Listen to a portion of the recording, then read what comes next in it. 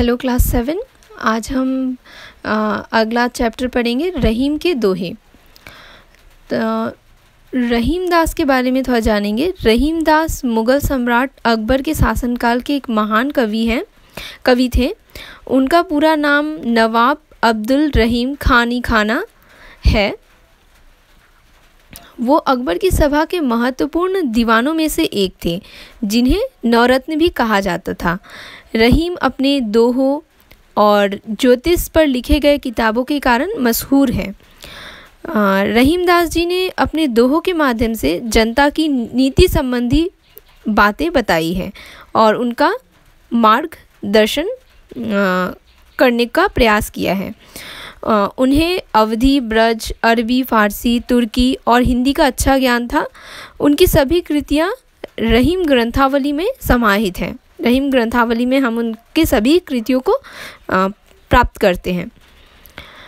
तो रहीम दास जी का पहला दोहा जो हमें पढ़ना है, कही रहीम संपत्ति सगे बनत बहुत बहुरीत, विपत्ति कसौटी जे कसे तेई साचे मीत। तो यहाँ पे रहीम दास जी ने इस दोहे में सच्चे मित्र की पहचान बताई है। वे कह रहे हैं कि संपत्ति और धन से तो बहुत सारे सगे संबंधी बन जाते हैं, मित्र बन जाते हैं, पर सच्चा मित्र वही होता है जो हमारी विपत्ति में, हमारे दुख में हमारा साथ दे। सुख में साथ देने सभी आते हैं, पर दुख में वही साथ देता है जो सच्चा मित्र होता है। तो इस तरह से इस दोहे में उन्होंने सच्चे मित्र की कसौटी बताई है कि सच्चा मित्र कौन है। अगला है, जाल पड़े जलजात बही तजी मीनन को मोह, रहीमन मछरी नीर को तरु न छाड़ती मोह।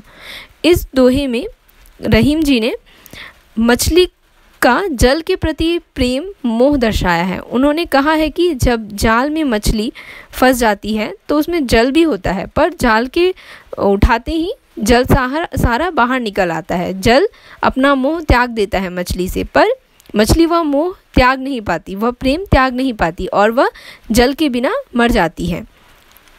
तो इस तरह से प्रेम को दर्शाया गया है, सच्चे प्रेम को। अगला है, तरुवर फल नहीं खाते हैं सरवर पियत न पान, कही रहीम परकाज हित संपत्ति सच ही सुजान। वे कह रहे हैं यहाँ इस दोहे में सच्चे सज्जन व्यक्ति की पहचान बताते हैं और वे कह रहे हैं कि जिस तरह से पेड़ अपना फल स्वयं नहीं खाता, सरोवर अपना पानी स्वयं नहीं पीता, उसी तरह से जो सज्जन, जो धनवान होते हैं, वे अपना धन स्वयं के लिए अर्जित नहीं करते, बल्कि दूसरों की मदद करने के लिए वे अपना धन अर्जित करते हैं। और जब कार्य आता है, जब समय आता है, तो वो अपना धन उस कार्य में लगाते हैं। अगला, थोते बादर क्वार के जो रहीम घड़ात, धनी पुरुष निर्धन भय करे पाछिली बात। यहाँ पे रहीम दास ने जो धनवान व्यक्तियों के पिछली बातों को याद करने के प्रवृत्ति को बताया है। वे कहते हैं कि जिस तरह से थोते अर्थात जो खोखले बादल होते हैं, क्वार आश्विन माह को कहा गया है, जो कि बरसात के और शीत के मध्य आता है, शीत ऋतु के मध्य आता है। उस समय बादल छाते हैं और गरजते हैं, पर वे बरसते नहीं हैं, वे सिर्फ गरज कर चले जाते हैं, वे बरसते नहीं हैं। तो उसी तरह से उन्होंने कहा है कि जो धनी पुरुष होते हैं, धनी व्यक्ति होते हैं, वे जब निर्धन हो जाते हैं तो वे अपने पिछली समय की बातों को वे दोहराते रहते हैं, उन्हें ही कहते रहते हैं। इसकी तुलना उन्होंने उस थोते बादलों से की है। अगला है, धरती की सी रीत है शीत घाम और मेह, जैसी परे सो सही रहे त्यों रहीम यह देह। वे यहाँ इस दोहे में हमें धरती के समान बनने को कह रहे हैं, सहनशील।